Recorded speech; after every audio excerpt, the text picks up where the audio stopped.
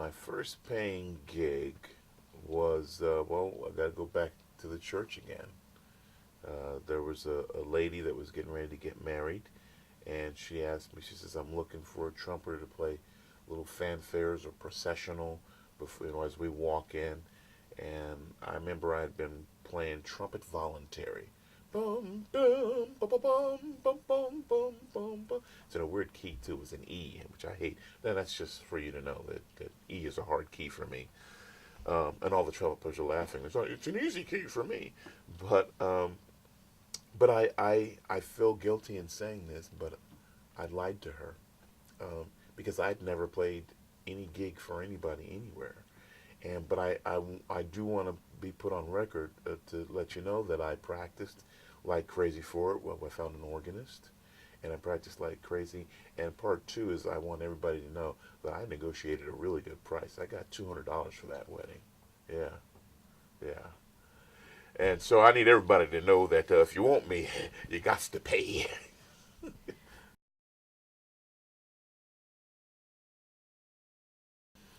Well, when I think about my first jazz concert, I don't know which one was first, but fortunate to come to from a family that realized the importance of seeing live music. Um, we had all the records. My parents were both teachers, so there wasn't a ton of money floating around. But one of the things you realize about the Depression is people felt it important to see, even during that period of time when nobody had anybody money, they still felt it important to see and go hear music. There's something about that live experience. So I got that from my parents, and I remember they took me to see Duke Ellington's band, and I got to see them 3 times. Because my parents, their thing was like, okay, we don't have a lot of money. The way they remedied that was we didn't eat any meals out, right? But because that was, we could just do that at home. We could cook. You can cook.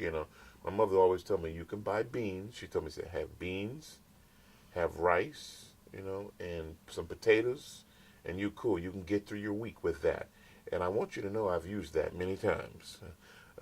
So we rarely ate out. So they would save their money for, there were 4 of us, me, my brother, my mother, and my father.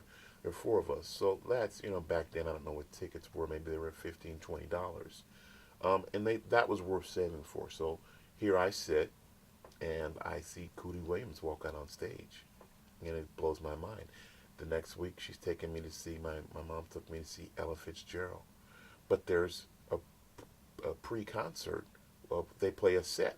Norman Grant set it up. They play a set before. Well, Al Gray walks out. Roy Eldridge walks out. I had to change my diaper. It was tough. Then Tommy Flanagan and Keter Betts walk out. I think Bobby Durham walked out on drums, and Eddie Lockjaw Davis then walked out. And I got a pre-show of about 40 minutes of the greatest jazz in the world. Then Ella comes on. And I remember Ella walking on. This gives me chills talking about it now. I remember everybody stood up. I always liked her. This is 1975, probably.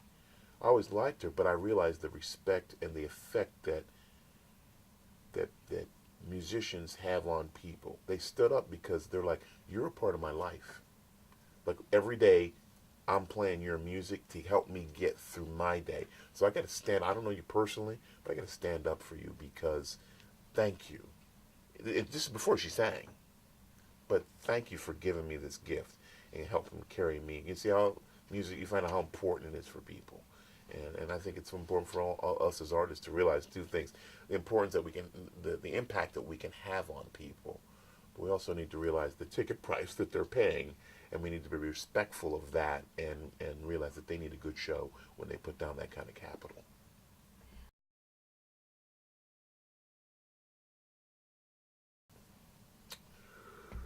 Oh, who haven't I played with that I would like to?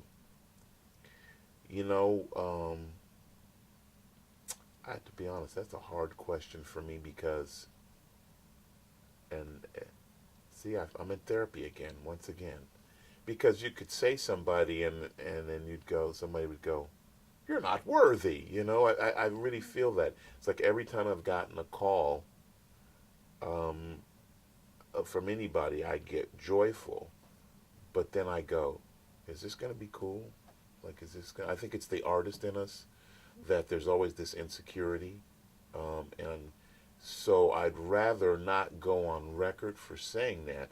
What I'd like to know is that when I get the call, I'll try to be ready, and when I'm there, I try to make it better. I mean, I think that's part of the striving.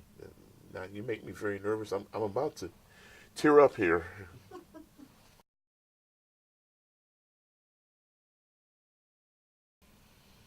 I in regards to producers and recording, um, I think a lot of musicians, and I'm one of them, feel that you need a set of ears there in the booth for you that can give you an objective opinion about it that's not based upon this chord was wrong or this chord sounds good. Somebody there that looks at the overall picture. The producer I use the most is named Joel Moss, and Joel works with John Clayton and so many others. And he's not just a jazz producer; he just loves good music, which I also think is important because he really gives you like that feel like, oh, I didn't like that take, and it's just like an inner thing. He's not going to tell you because the guys in the band will tell you, hey, well maybe we should change that to G minor 7 or whatever. But you need a guy that just can tell you what the music feels like, and he can do that. He can help you select, which take is better, and just give you a sense of that. And I like to do that away from musicians actually, because I can do the music thing, judge it that way. And then I like to have another person there, who's just judging it internally, like organically, what it feels like. So to me, I think a producer can be important in that way.